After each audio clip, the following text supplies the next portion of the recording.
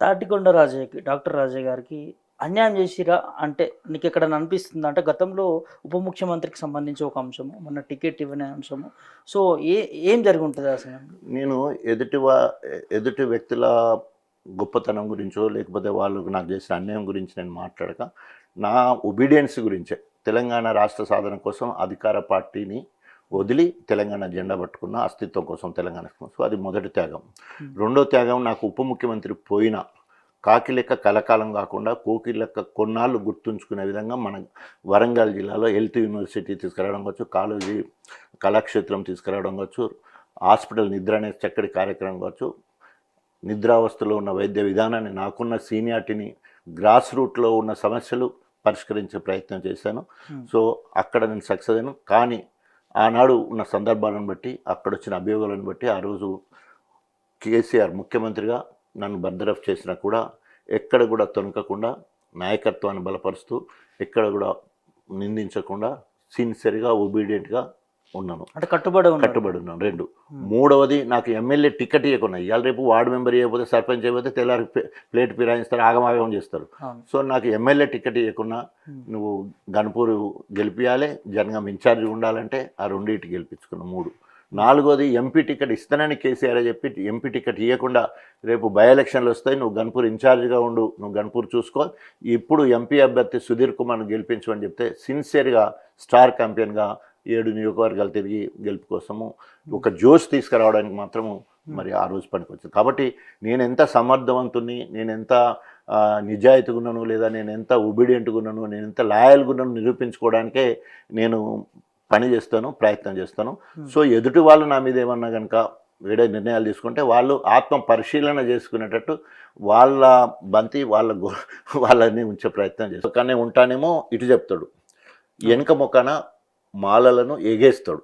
అంటే ఎందుకంటే ఆయన ముఖ్యమంత్రి పదవిని కాపాడుకోవాలంటే మాలల సపోర్ట్. ఇంతకుముందు ఖర్గే మాల, సిడబ్ల్యూసి మెంబర్ మాల, ఇక్కడ లోకల్ 2 ఎంపీలు మాల, తర్వాత మంత్రి బట్టి విక్రమార్క మాల, స్పీకర్ కూడా. అంటే ఇంతమంది ఇప్పుడు ఏమైతే ఈయన ఎప్పుడైతే మాలలకు వ్యతిరేకంగా పోతే అక్కడ వీళ్ళు కంప్లైంట్ చేస్తారు.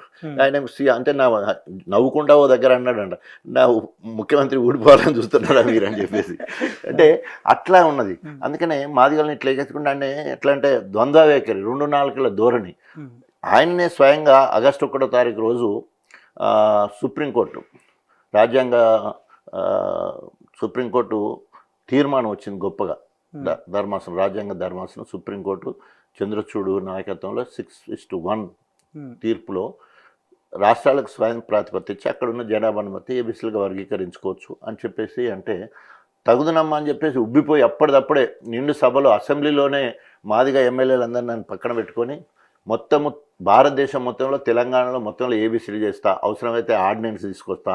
మూడవది, ఇప్పటివరకు ఇచ్చిన నోటిఫికేషన్లు కానీ ఇక ముందు ఇచ్చేవాట్లు కానీ ఎస్సీలను ఏబీసీలుగా వర్గీకరించిన తర్వాతనే నియామకాలు జరుగుతాయి అని చెప్పేసి మాట ఇచ్చిండు.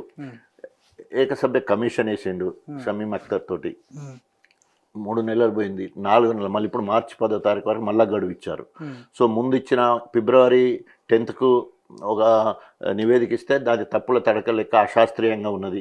సో ఎదిగిన కులాలు అట్టడు కులాల జాబితాకి వెళ్ళిపోయినాయి.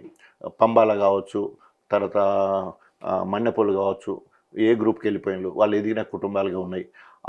దాంట్లో 2500 జనాభా ఉన్న డక్కలి వాళ్ళు ఉన్న దాంట్లో ఎదిగిన 1000 మంది ఉంటే 100 ఉద్యోగాలు చేసే పంబాలలో వచ్చే పరిస్థితి కనబడుతుంది. అంటే ఎవిడెన్స్తో సహా చూపించినాం. మాతో ఎప్పుడు ఉండే బుడగలను తీసుకుపోయి ఏ గ్రూప్లో వేశారు.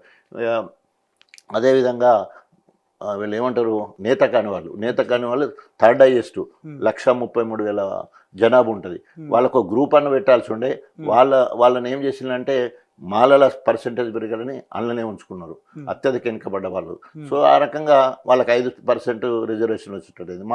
మా దగ్గర నుంచి బుడజంగాలను తీసేలతోటి మాది వాళ్ళతో బుడజంగాలు తీరుతుంది, మాది 12 ఉండాల్సింది, మాది 9కి పడేసే కార్యక్రమం. ఇట్లా అశాస్త్రీయంగా ఉన్నది. కాబట్టి దీని మీద మళ్ళీ పునరాలోచన లేదా మళ్ళీ ఒకసారి విచారణ జరిపించాలని చెప్తే ఒప్పుకొని 1 నెల రోజులు పోస్ట్ పోన్ చేసి, అదంతా మంచిగా పోస్ట్ పోన్ చేసినా కానీ మంచిగా మళ్ళీ ఏం చేసినట్టు పోస్ట్ పోన్ చేసినట్టు ఇటు చేసిండు మా కులానికి.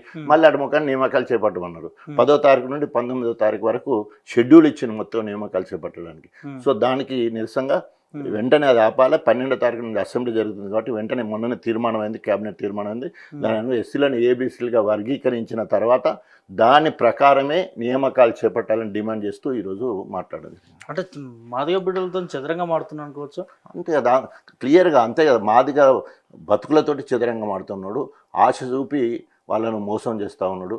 సో ఆ రకంగా మాదిగలకు, మాదిగ ఉపకులాలకు, ఎవరైతే ఎస్సీ వర్గీకరణ కోసం ఎదురుతున్నారో వాళ్ళందరూ కూడా మోసం చేసినట్టే.